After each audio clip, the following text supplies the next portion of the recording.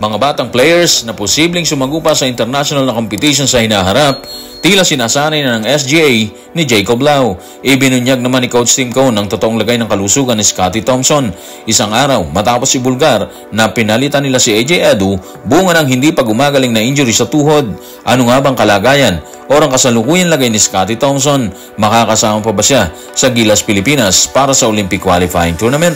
Tutukan po natin ang lahat ng yan, pero bago yan, hihingi po tayo ng isang subscription sa lahat ng dumadaan sa ating munting channel kung nagugustuhan nyo ang ating palabas. Kung medyo mabigat ang subscription, siguro kahit isang like at isang share na lang po yan. Okay na po ako dyan. Maraming salamat. Base sa inilabas na pahayag, seryoso ang pamunuan ng SGA na humubog ng bagong talino sa larangan ng basketball na posibleng pakinabangan ng Gilas Pilipinas sa hinaharap. Kung bakit natin sinabi yan, narito ang pasabog ni SGA President Jacob Lau tungkol sa isyong yan.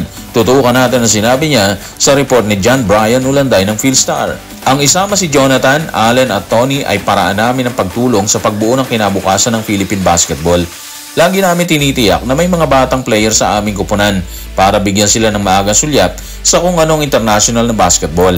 Alam nyo, okay yung programa ng SGA. Yung mga batang players kasi na si Jonathan Malili, incoming freshman po yan ng Litran, kasama si Allen Liwag at Tony Inot ng St. Benilde, isinama nila sa SGA kung saan nakagrupo ngayon yung mga veterano ng bakbakan. Si Kiefer Abena, Renzo Bando at iba pa, diba? Sa pamamahala po yan ni Coach Charles Chu. Sasabak sila sa 43rd William Jones Cup. Base kay SGA President Lau, sa tansya niya, yung ginagawa nilang paghubog ng mga batang players ngayon, posibleng hindi lang sila yung makinabang sa future. Posibleng pakinabangan din ng Gilas Pilipinas yan. Mas maaga silang may expose sa international competition. At yun ang kailangan natin sa future, di ba? Yung mga players na alam kaagad yung timpla ng pupuntahan nilang bakbakan. Samantala, isang araw matapos si Bulgar ni Coach Tim Cone ng balitang hindi makakasama si AJ Edu sa hanay ng Gilas Pilipinas, kumakalat naman ngayon ang balitang hindi rin fit si Scottie Thompson para gabayan ang pambansang kupunan. Narito ang report ng Daily Tribune.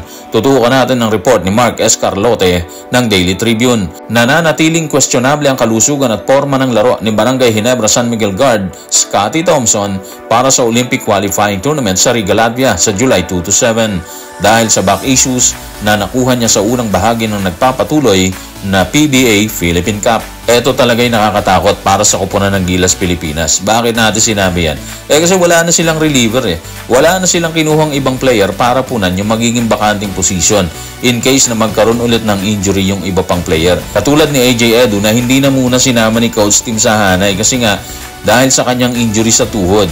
Si Jamie Malonzo hindi na rin siya kasama, di ba? Naubos na yung reserve player ng Gilas Pilipinas. Buti nga ando si Mason Amos at Japet di ba? Napalitan yung dalawa. Pero ngayon, sa balitang questionable yung lagay ni Scottie, medyo hindi maganda yan. Isa pa naman siya sa sasandalan ng Gilas Pilipinas sa OQT. Kung hindi siya fit dahil sa back issues na nangyari sa unang bahagi ng Philippine Cup, paano na, di ba? Pero syempre alam natin, may inihandang plan B yung pamunuan ng Gilas, yung SBP at si Coach Tim Cone. Hindi naman sila basta-basta gagawa ng 4-year plan kung wala silang backup plan. Lubang nakakabahala ang report na inilabas ng Daily Tribune, partikular si Mark Escarlote, tungkol sa totoong lagay ni Scottie Thompson. At para linawin ang isyong yan, nagbigay ng kanyang pahayag si Coach Tim Cone. Narito ang mga sinabi niya tungkol kay Scottie. Tutukan natin si Coach Tim sa report ni Mark Escarlote ng Daily Tribune. May nakaumbok sa likod ni Scottie. Nakakapagpahinang injury yan kaya mahirap. Hindi siya makagalaw ng maayos. So we're trying to deal with that and get him healthy for Gilas. Aray, ang sakit nun Isipin nyo matapos ang problema kay AJ Edu at Jamie Malonzo, eto naman si Scottie ang may problema. Masakit to guys dito sa SBP at kay Coach Tim Cone kasi inaasahan talaga nila na magiging smooth ang lahat. Pero eto tayo ngayon. Yung sinabi ni Coach Tim na hindi makagalaw ng maayos si Scottie, big deal po talaga yon. Kung titignan natin mabuti yung pahayag niya, parang sobrang bigat ng lagay ni Scottie, di ba? Kaya sana maging maayos ang lahat kasi ilang araw na lang sila dyan June 15 na ngayon. Ang schedule nila ng training, June 21. Tapos lipad sila ng June 25. Kung may iniindang injury si Scottie, paano na, di ba? Sino papalit sa kanya in case na hindi pumupura ang sitwasyon sa kanya or sa ating pambansang koponan? Pero katulad ng sinabi natin, kakapit tayo sa plan B ng SBP at ni Coach Tim Cone kung meron man. Ang mabigat pa dito kay Scotty, dati na niyang injury yon. So meaning pabalik-balik na lang talaga yan. Natitrigger kasi kapag naglalaro. So mahirap talaga para sa kanya yan. Sa kasamaang palad, isa siya sa aasahan ng Gilas pagsapit ng Olympic qualifying tournament. Base sa pahayag ni Coach Tim, hindi maikakailang malaking kawalan si Scotty Thompson sa Gilas Pilipinas para sa Olympic qualifying tournament. Kaya naman tila umuusal siya ng dasal nang makausap ng Daily Tribune para sa agarang paggaling ng dinaramdam ni Scotty. Narito ang kanyang pasabog. Tutukan natin si Coach Tim sa report ni Mark Escarlote ng Daily Tribune. Umaasa kami na magiging malusog siya sa oras na umalis na kami papuntang Europe. Mahalagang bahagi siya ng Ginebra, walang duda. At importanteng bahagi siya ng Gilas. Sana maging malusog siya at handa sa pag-alis. Yan ang numero 1 inaalala namin ngayon. Maihanda siya para sa Gilas. Grabe yung mga linyahan talaga ni Coach Tim, ha? Feeling ko parang hindi talaga okay si Scotty Thompson. Sana naman hindi, no? Sana naman okay siya talaga. Para walang problema pag alis nila patungo ng Europe. Yung sinasabi niya na numero 1 inaalala nila, matindi po yun. Nagpapakita kasi yun ng pagkabalisa ni Coach Tim sa totoong lagay ni Scotty Thompson. Ang bigat, di ba? Hindi kasi biro gagawin nila sa Europe. Pagdating pa lang nila, bakbakan na sila dyan.